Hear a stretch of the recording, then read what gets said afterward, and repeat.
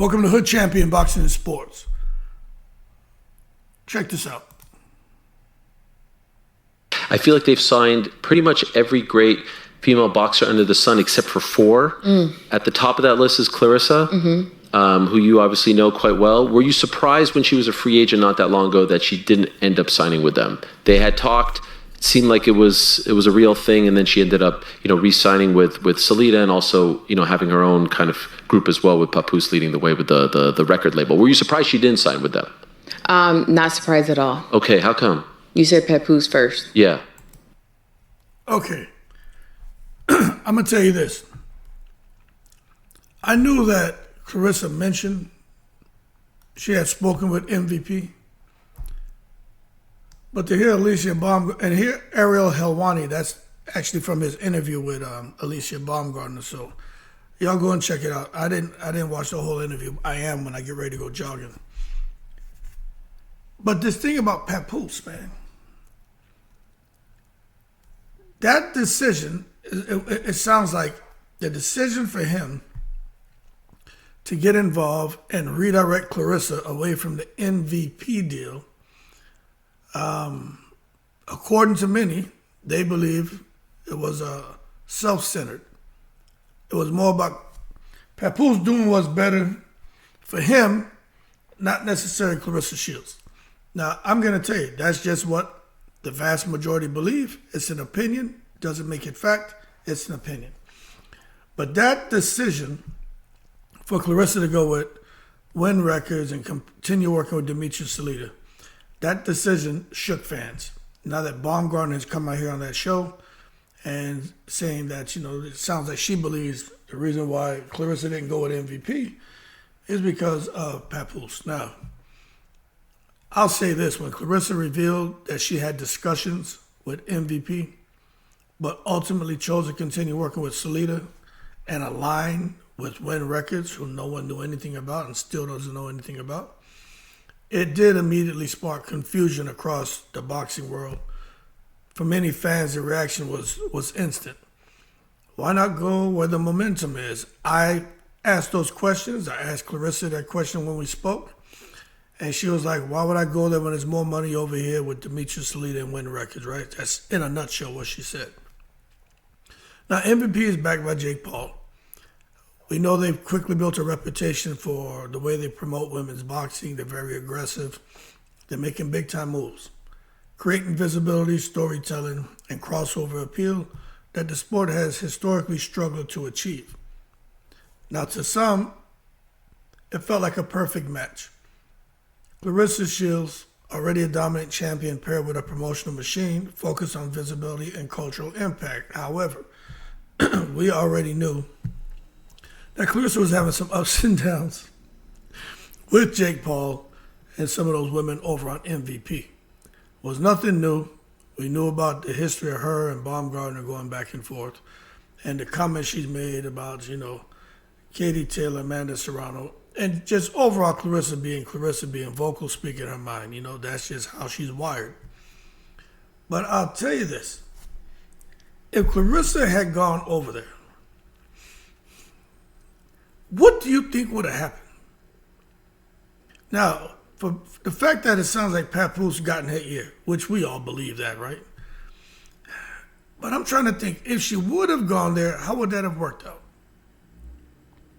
You know what I mean? She's creating so many problems for MVP right now. She's not even signed to him. If she was over there, what kind of headache would MVP be enduring right now? But I'll tell you what. We know what MVP is doing for the ladies, but I'd say decisions in boxing are rarely that simple. You know what I'm saying? You don't just decide you're going with this promotional company or you're going with this one. They're not easy. They're not easy decisions. But what looks obvious from the outside often involves layers of loyalty, control, financial structure, and long-term vision that I think sometimes fans don't fully see.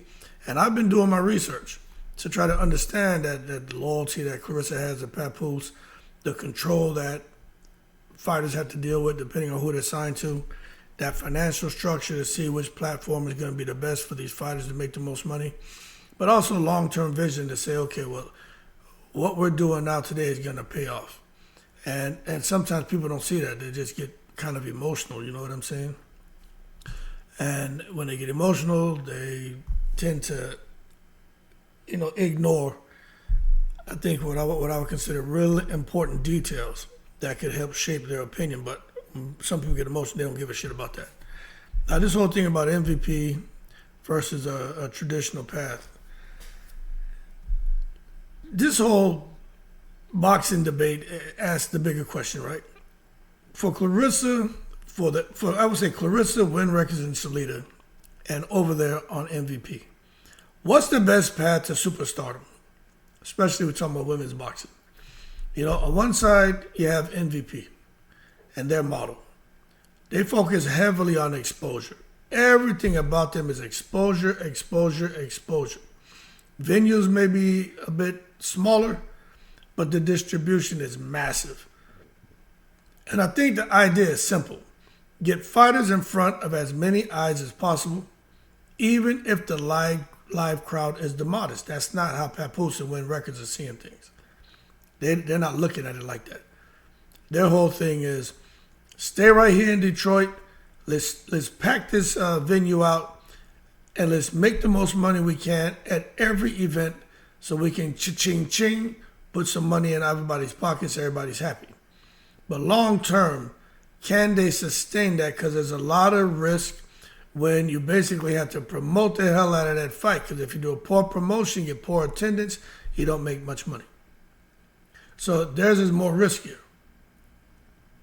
But I'll say this. Television and streaming, that reach can turn fighters into household names far beyond the arena. And that's why when you watch what Jake Paul and MVP are doing with the women, I just think long term, it's like, what's that shit called? The tortoise and the hare. It's like a race. Wynn Records and Salida, they're like the hare. They're moving quick, trying to get these wins. Jake Paul and MVP, they're like the tortoise. They're going to take their time, be calculated. They're not going to go out here and chase after the low-hanging fruit. They're trying to build something with a strong foundation. So if they encounter any turbulence along the way, what they construct is not going to come crashing down. It's like the Three Little Pigs. Somebody come huffing, puffing, that straw house is up out of here. That wooden house is up out of here. MVP, that's the smart pig that built the brick house. Now, when you look on the other side, Claressa's current path emphasizes control and localized dominance, which, look, it sounds like that's what's happening. Fighting in Detroit where she can draw, sounds like,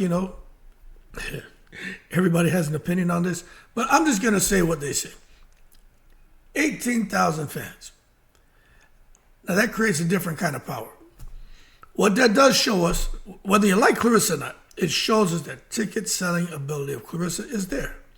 The promotion of Wynn Records and Dimitri Salida is there. But it also shows there's some loyalty for those fans in Detroit to Claressa, to Wynn Records, to Dimitri Salida. So they have a strong home base. And that matters in boxing. Being able to fill an arena is a statement. But boxing fans want to see.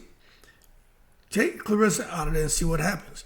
But we can't ignore the fact that in her home state, she seems to be doing good numbers. Now, as far as ticket prices and all that, look, it's not like the seats are $1,000 a seat. I know some people that come out here and did some number crunching. Yo, kudos to them. Hood Champion's not doing that. I ain't got time for that because I don't give a shit. I just want to have a conversation, a kind of broad overview of the reason why Claressa's deal short-term may work, but long-term may not. And maybe taking a look at what's going on over there with MVP, maybe short-term it doesn't seem like it's working, but long-term it is. But also understanding Papoose coming out here and breaking up that deal, because at the end of the day, whatever money Claressa Shields makes, Papoose benefits. So when you look at it, if Papoose was looking to be with Claressa long-term, marry her, have a Pap Jr. running around the crib, and just breezing, I would think you'd kind of want more of a long-term vision.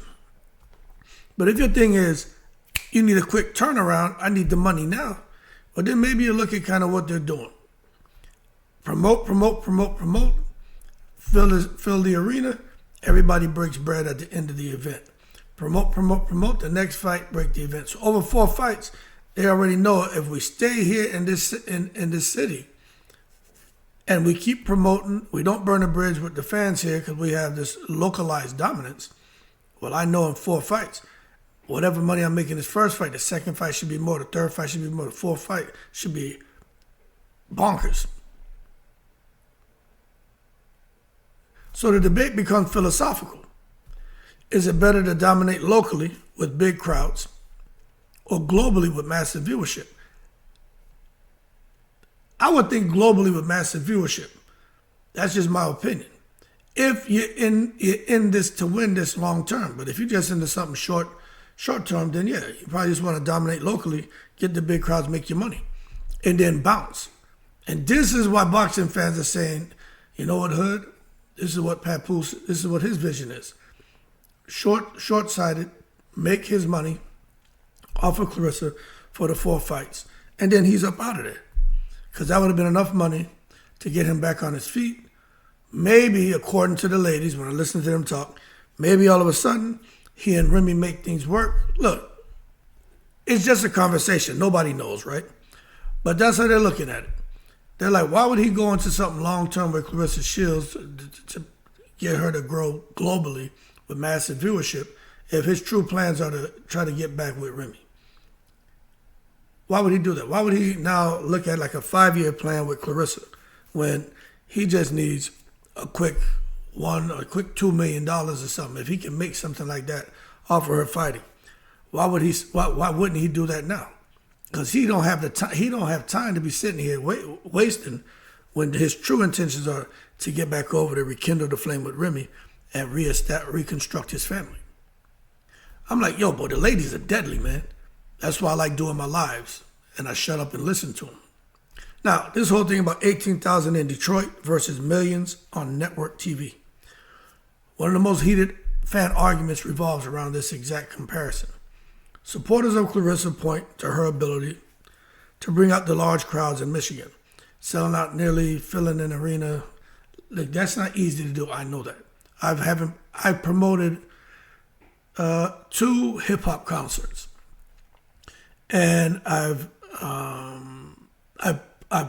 helped organize events. I was a project officer for a couple of big events, but there were 2 hip hop concerts I was involved with. I'm gonna tell you, that shit ain't easy, man.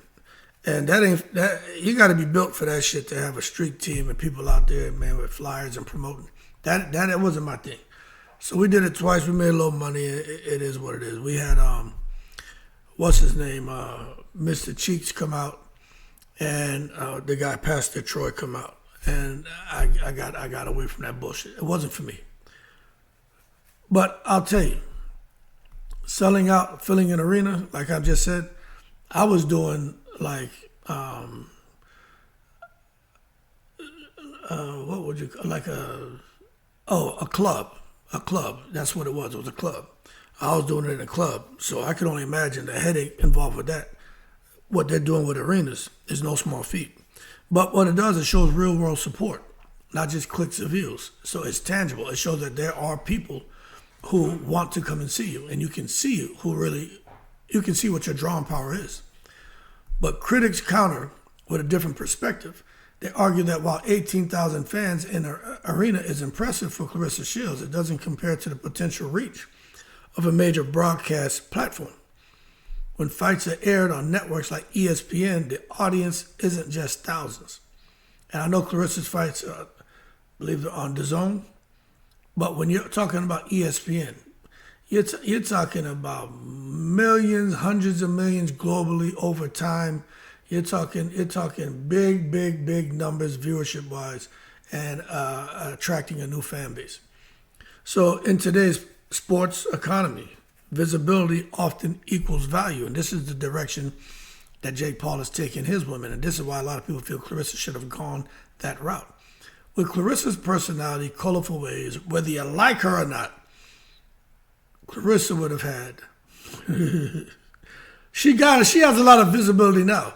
But could you imagine Claressa on ESPN being in all these homes globally? People would be saying, and I'm telling you, they'll be talking just like we're talking. Who is she? What is that? I'm telling you. Because they're going to be like, yo, this girl can fight, but Lord have mercy, her mouth, her attitude. And I'm telling you, Claressa will go global. She goes viral now, but she would definitely go global. You know what I'm saying? Because the reach for being on a major broadcast platform is much bigger. Let me tell you, I think about the engagement. You know, I think that's what I look at the most. I mean, sponsors, brands, advertisers, they're not just looking at ticket sales. They're looking at reach. And like me, they're looking at engagement and the ability to connect with casual fans, not just hardcore boxing audiences. And this is really important. You know what I'm saying? Just think about that statement right there. You're talking about a sports economy and the importance of visibility and how visibility often equals value. Now, this is what Claressa is trying to figure out, but she can't figure it out because they're going about it the wrong way. Sponsors, brands, and advertisers. This right here should be the focus, not low-hanging fruit like going after Zeus. Sponsors, brands, advertisers aren't just looking at ticket sales. If they were only looking at ticket sales, they would have been all over Claressa Shields. They're not looking at that. And this is what I think that whole team is failing to realize. But you know what? If they're watching my video and Hood Champion solved the case for them, well, hey, you're welcome.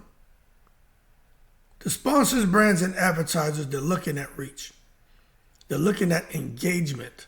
They're looking at the ability to connect with casual fans. Stop right there. Does Claressa Shields connect with casual fans? Does she have the ability to connect with the casual fans? The person who's just at home on a Friday night chilling and just flipping through the channel like, man, you know, football ain't on, basketball's not on, golf's not on. These are my favorite sports. Oh, shit, they got this female boxing coming on. All right, let me check it out. And then it comes, and then it comes on, and they're watching. You see, all of that is important because you see with Claressa, if she was with MVP, they would polish her up. With Shadesha Green, Alycia, and the other ladies, I believe they're going through some PR training. I believe that they're getting counseling. And when I say counseling, not going to see a mental health professional. I think there's someone who's coming in and grooming them. But I'm going to tell you right now, we were talking last night, I think Shadesha is the one who's qualified to become the face of women's boxing. I don't think it's Baumgardner. That's just my opinion. I like Baumgardner, but she got to do a little bit of maturing, man. But Shadesha's got it. Shadesha's got it. You know what I'm saying? But the bottom line is, you're talking about, you know, connecting with casual fans, hundreds of millions globally over time. Not just hardcore boxing audiences. The hardcore boxing audience, I mean, that's what most of the people who keep talking about Claressa Shields and MVP and Mayweather and Jerome Boots and all these fighters, that's the hardcore boxing audience. But when you get them casuals to start talking, if you can get them to connect with you, well then, now you got something. So the question starts to become, is Claressa maximizing exposure or maximizing control? Now, this whole thing about Papoose, this guy, his influence over her is just something crazy, man. Some say, yeah, it's just a misunderstanding. When Baumgardner suggested that Papoose may have influenced Claressa's decision to just not work with MVP, it added fuel to an already intense conversation. Now, I just want to be very careful on how I frame this. But what I'll say is what fans are reacting to, I think, is perception. Not confirmed inner decision-making, but perception, and perception is powerful.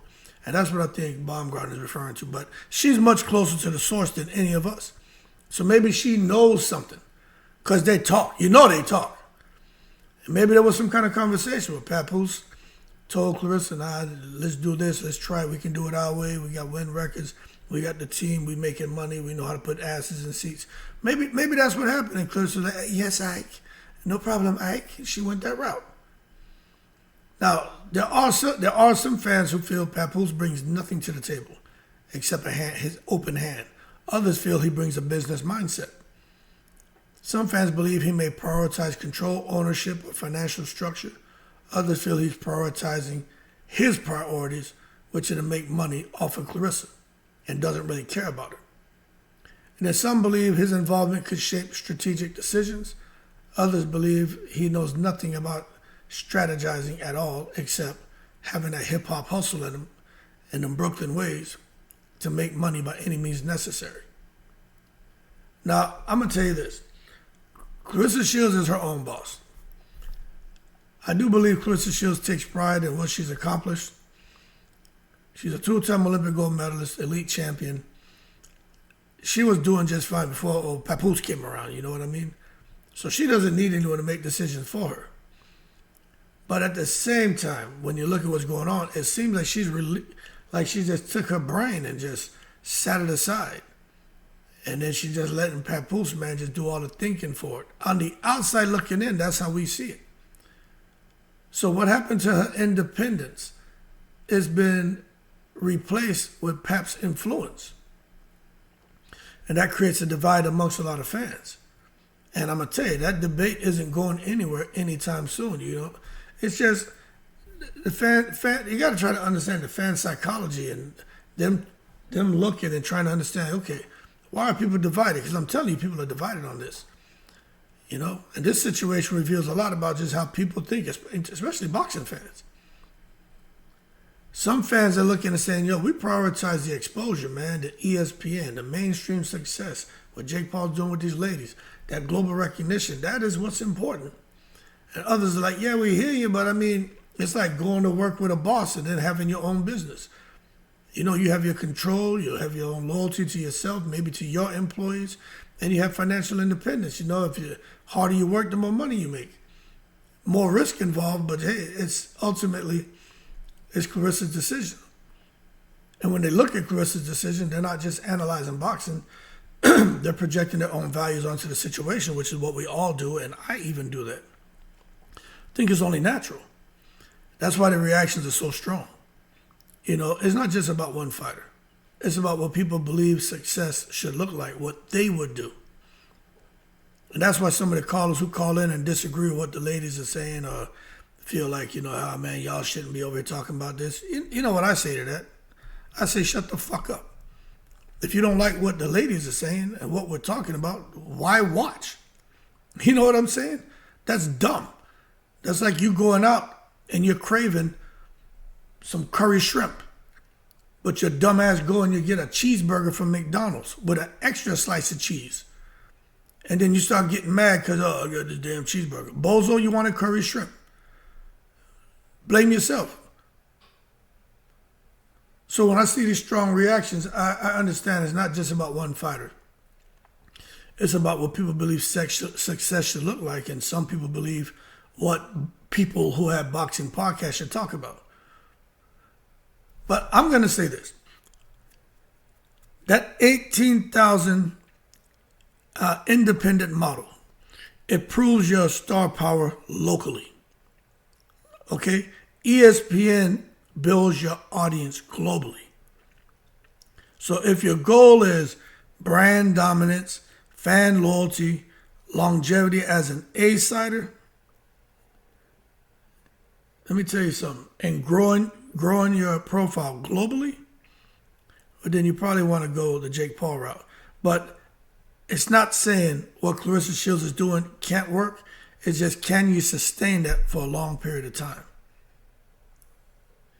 And I think it just boils down to a short-term versus long-term buzz, and also brand building. And that's another key layer in this whole discussion. It's that time horizon. I'm just trying to imagine fighting in front of a massive hometown crowd. You know that creates a buzz, immediate buzz. powerful, it's emotional, and visually it's impressive. You know, they got the Boozy, whatever his name is, coming out there. Rick Ross came out there. Excuse me. Papoose came out there. Who knows if Beyonce gonna come out there? I doubt Beyonce coming out there, but Claressa wants Beyonce, Megan Thee Stallion. She wants the Cardi B's. She better go get Moni Love or somebody else. I mean, you know, I just don't see. I don't see that shit happening. But you just never know. You just never know. Okay, because again, when you got 18,000 people in a venue, pretty damn powerful. But again, does it translate into long-term global brand growth? On the flip side, consistent exposure on major platforms, even in smaller venues, it can slowly build a fighter into a recognizable name across different audiences. And this is where MVP strategy stands out. By placing fighters on widely accessible platforms, they aim to build familiarity. And over time, that familiarity can turn into sponsorship deals, endorsements, and crossover opportunities. Jake Paul has a huge profile. The whole world knows that guy, and they know his brother. Look at all of the opportunities that surface for those two. And I know some people, I heard a couple of people say, that's because they're blonde-haired, white males. I'm like, all right, well, I hear you. But I mean, I look at Speed. Speed's doing pretty good. I look at these other guys out here. They had the one guy who really doesn't say anything. He just sold his whole, I don't know if his name, his profile. Anyway, he sold something for damn near $1 billion. So, and he's not white. So I think it's really all about the work you put in. You know what I'm saying? And creating something that people want to see, want to attach themselves to. So now you become a recognizable name across different audiences. Jake Paul has a good understanding of that.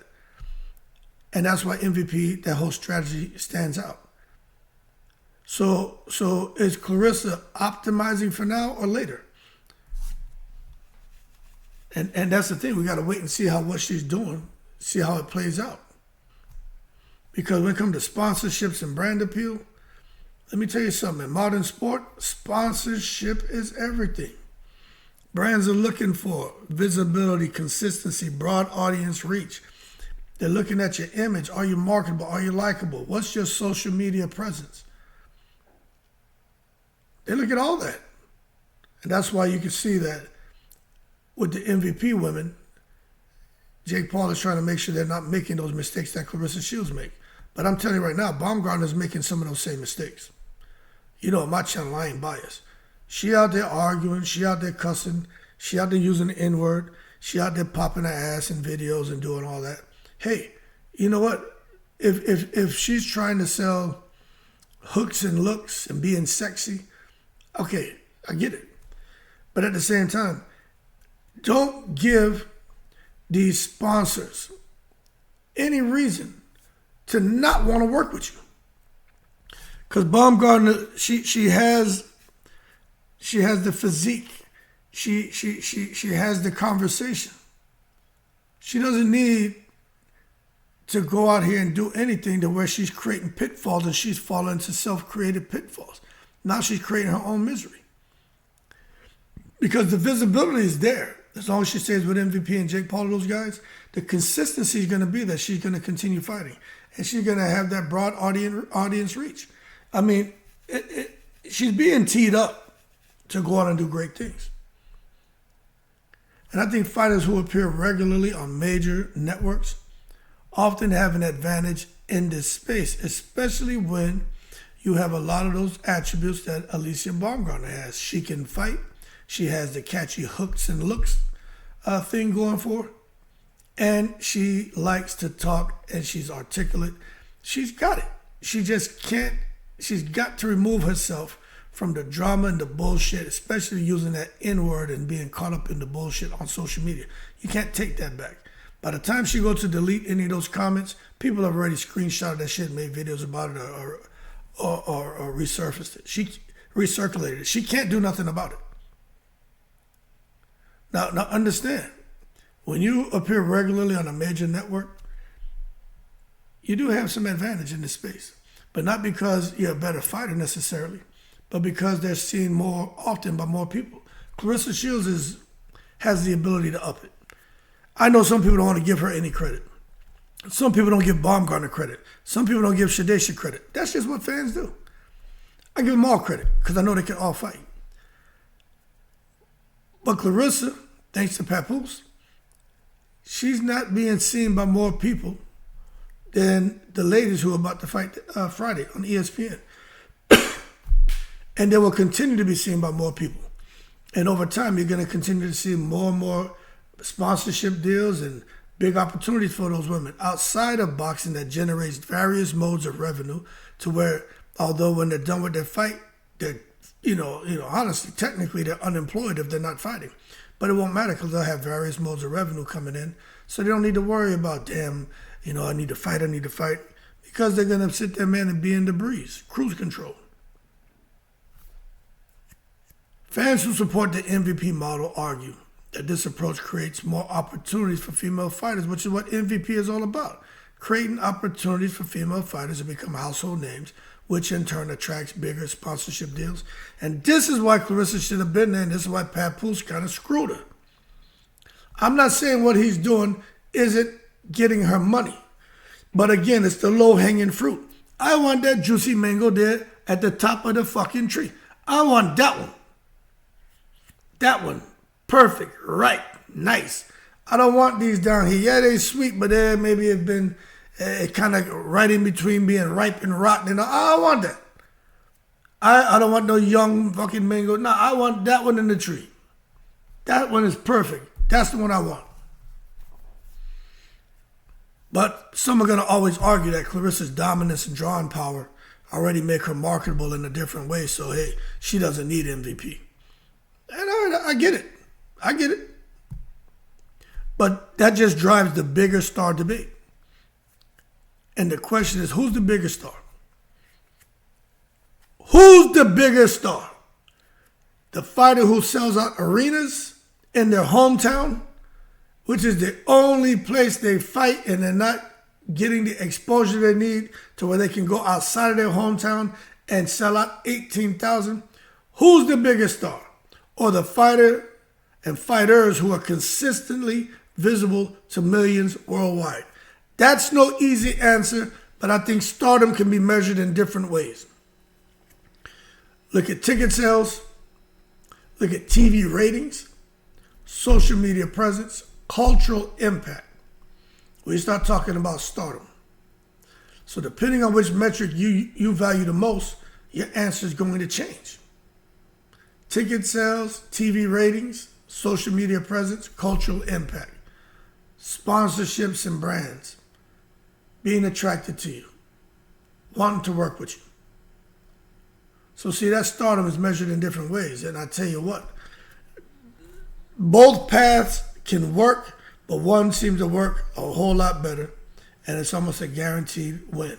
And that's going the route that Jake Paul and MVP are taking as women, the route that Papoose came in and he just totally blocked that shit like Trump is doing out there with the Hamas. The whole thing with Iran, he blocked it. What's it called? The Hamas Strait or whatever it else called. They created that blockade. Papoose came in here and pulled a Donald Trump and shit. He basically said, y'all fired, get out of here. We're going to do it our way. So at the end of the day, this isn't just about Claressa Shields or MVP. Papoose has a whole lot to do with Claressa Shields and whether her path to greatness, which she's already great, but I say her path to gazillions of dollars, whether it's been blunted or whether he's created an opportunity to get her there faster. I don't think he's created a vehicle to get her there any faster. I think if anything, man, she's regressed. It's just my opinion, because the antics, the way she's carried on, the disrespect towards people, the way she's come out here and just, embarrass herself on the internet for clicks and views. Again, short-sighted, low-hanging fruit, quick money. I don't see how she can come out here now and land huge deals with different endorsement deals and with different sponsors. I just don't see it. You know what I'm saying? I think you got two different models of success colliding. One path, you got control, independence, local dominance.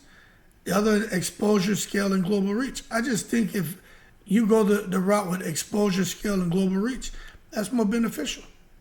That could get you to the gazillions of dollars. But you can go the path of control, independence, and local dominance. You can make money. And you keep making little money here, money there, money here, money there. And you'll be doing that for the next 20, 30 years. With these other guys who come out here and they get the exposure, scale, global reach, make money here, a little bit more money next time, even more money next time, and now you're a gazillionaire because you're making more money in your sponsorships and endorsement deals than you are from boxing. That's the direction Jake Paul's taking on women. Papoose came out here and being, it just sounds like, according to Baumgardner, he had a lot to do with her not going with MVP. So now she's not getting that kind of help. She's not getting that kind of assistance. But at the end of the day, I got to be real. Neither is automatically right or wrong. Each comes with trade-offs. But if one seems to be a better choice, well, then I would say go to ESPN route, especially if you're a fighter who's trying to build their brand. The thing about Claressa, she has a name. So she can get away with what she's doing up there in Detroit. And that's good to get what you can get. But when you're talking long term, to where now you're making more money outside of boxing than you are from boxing, you see, I don't see her getting anywhere close to that anytime soon, because it seems that she has a team that's all about the low hanging fruit and just looking at what's in front of them instead of thinking 3-5 years down the road. Anyway, it's a compelling debate, forces fans to think beyond wins and losses and consider the business, strategy, and psychology behind every decision. And what it looks like right now, the psychology behind Claressa Shields not going with MVP is just Papoose. And if she would have gone with him, I think it would have been a win-win formula. But hey, man, what do I know? I'm just out here running my damn mouth. You know what I'm saying? It would have been easy. I mean, it would have been interesting to see Claressa if she hooked up with MVP. If Jake Paul and Nikita could have got those women to, hey, let's clean all this up. Let's come in here. Let's have a conversation. Air out our grievances. We got to work together. You're all on the same team. We can't have all this bullshit out here. Kind of like what's going on with Dubois and Baumgardner, because Claressa is egging that on. They don't want that. They don't want that. They want a little bit of controversy. They want a little bit of stuff going on. They know it builds fights, but they don't want for their brand to be broken down. They don't want sponsors and different big-time endorsement deals to evade them. They don't want that because of internal conflict and drama. That's why I think Caroline Dubois need to watch herself. They may give her ass the boot. You know what I'm saying? I wouldn't be surprised. Although they care about the ladies, you can tell they're trying to help them all out. They don't want that drama. And Caroline Dubois is attached to Claressa Shields. And hey, she can do what she wants. But I'm just telling you, I just can't see that. I can't see that continuing for the next 2 years, since Baumgardner says she doesn't plan on fighting Dubois. Her manager said like for 1.5 or 2 years. I can't see another 1.5 years of Dubois and Baumgardner beefing on social media and Claressa right there chiming in. I just don't see Jake Paul and MVP continuing to tolerate that nonsense. I just don't see it. That's just my opinion. Anyway, man, y'all keep cool. Papoose strikes again. He ruined the MVP deal. And we got to see what happens over the next year. Is he with Claressa because he has her best interests in mind? Is he doing it because he's all about the money, money, money, and just thinking about himself and counting the green? We're going to find out, aren't we? In the breeze.